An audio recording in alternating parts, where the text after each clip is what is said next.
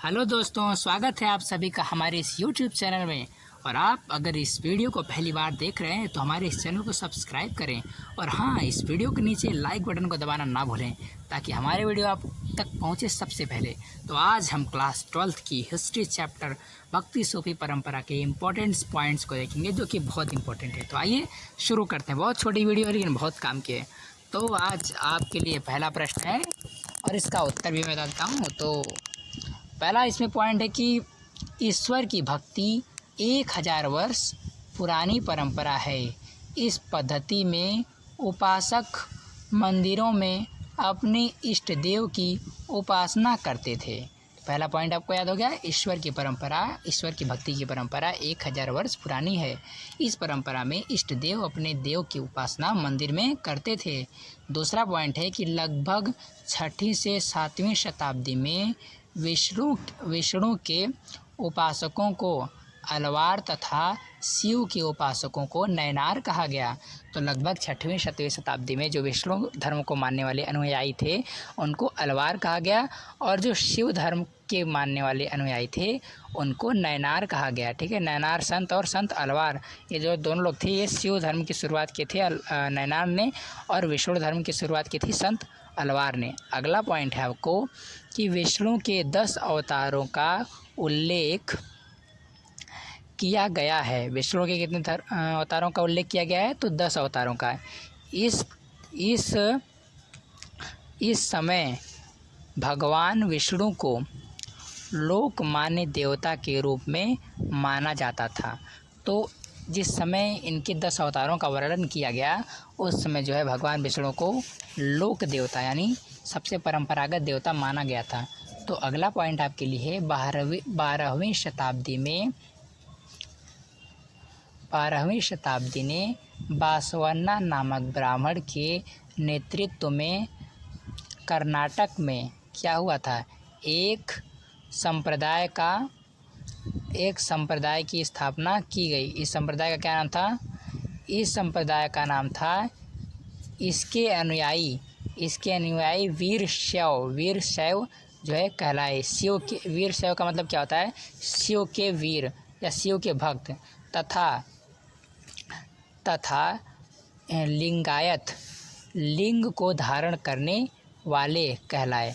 जो इस धर्म की स्थापना बासवन्ना ने की इसको शिववीर कहा गया। शिववीर का अर्थ होता था शिव के भक्त या शिव के वीर, और इसको लिंगायत भी कहा जाता था। लिंगायत का अर्थ होता था लिंग धारण करने वाले। इस धर्म की स्थापना किसने की थी? बासवन्ना ने। कहाँ पे की थी? कर्नाटक में। कब की थी? 12वीं शताब्दी में। तो ये पॉइंट बहुत इंपॉर्टेंट हो जाता है, आपको याद रखना है बहुविकल्पी प्रश्न को उत्तर देने के लिए। अगला पॉइंट है कि 10वीं शताब्दी तक 12 अलवारों की रचनाओं का संकलन नलमिरादिश्व प्रबंधन के अंतर्गत किया गया। ठीक है, तो लगभग 12वीं शताब्दी के आसपास 10 अलवारों का जो है रचना किया गया था। ये भी पॉइंट सबको याद रखना है। नेक्स्ट पॉइंट है 14वीं व 15वीं शताब्दी में गुरु नानक के द्वारा सिख संप्रदाय की स्थापना हुई। तो लगभग 14वीं शताब्दी या 15वीं शताब्दी में गुरु नानक जी के द्वारा जो है सिख धर्म की स्थापना हुई। गुरु नानक के बारे में तो मैंने बताया था आपको कि गुरु नानक का जन्म कहाँ हुआ था। गुरु नानक का जन्म एक व्यापारी परिवार में हुआ था, और जो है ये रावी नदी के तट के किनारे एक गांव में इनका जन्म हुआ था। तो आपको इस गांव का नाम और जहाँ पे हुआ था उसका नाम आपको कमेंट में बताना है। तो आप ज़रूर बताइएगा कि उनका जन्म कहाँ हुआ था, ताकि हम भी ये जान सकें कि आप लोग इस चैप्टर को लेके कितने तत्पर हैं और कितना पढ़ते हैं। तो नेक्स्ट पॉइंट आपके लिए है वह है गुरु नानक का जन्म एक हिंदू परिवार में। किस परिवार में? एक हिंदू परिवार में और साधारण परिवार में रावी नदी के किनारे किस गांव में हुआ था वो आपको कमेंट करना है। तो चलो मैं बता देता हूँ।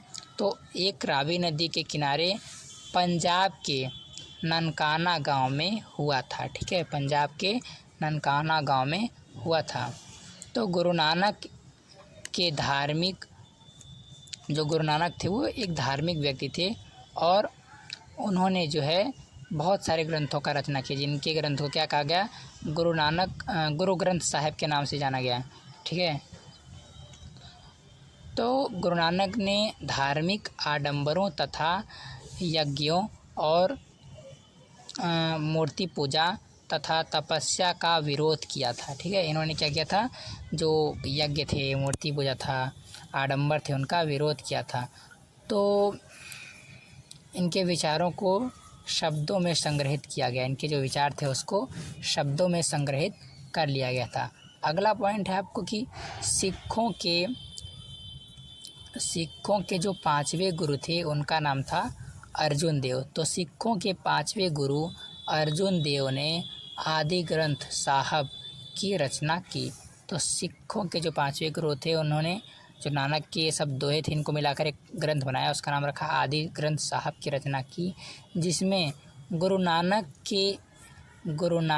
एवं उनके 4 उत्तराधिकारियों के साथ, जो गुरु नानक थे उनके और 4 उनके उत्तराधिकारी थे, उनके बाबा फरीद, रविदास और कबीर की बनाई गई जो पदों को इन्होंने शामिल किया गया। तो जिसे गुरु नानक कहा, इसको क्या कहता था, गुरु नानक या गुरुबान कहा जाता है। ठीक है, जो इन्होंने रचना की थी। अगला पॉइंट है कि भक्ति आंदोलनों के उदय के कार्यों में हिंदू धर्म में क्या हुआ, हिंदू धर्म में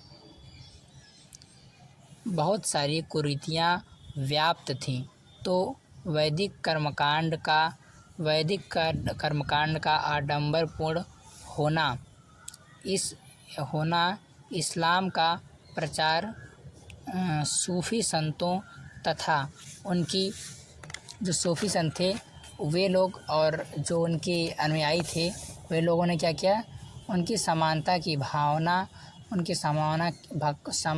भावना भक्ति परंपरा के राग को अपनाया। यानी जो इस्लाम धर्म के प्रचारक थे, जो सूफी थे और जो संत थे, इन्होंने क्या किया, जो हिंदू धर्म में प्रचलित आडंबर थे, कर्मकांड थे, इनका विरोध किया और इनके आधार पर इन्होंने मुसलमान धर्म यानी इस्लाम धर्म की प्रचार को बढ़ाया और इसमें इस्लाम धर्म के प्रचार में इन्होंने अपनी मुख्य भूमिका निभाई। अगला पॉइंट है कि कबीर के गुरु का नाम रामानंद था। ठीक है, तो जो कबीर के गुरु थे उनका क्या नाम था, उनका नाम था रामानंद। तो इस्लाम दर्शन से प्रभावित होकर कबीर ने सत्य को अल्लाह, खुदा, पीर और हजरत कहा था।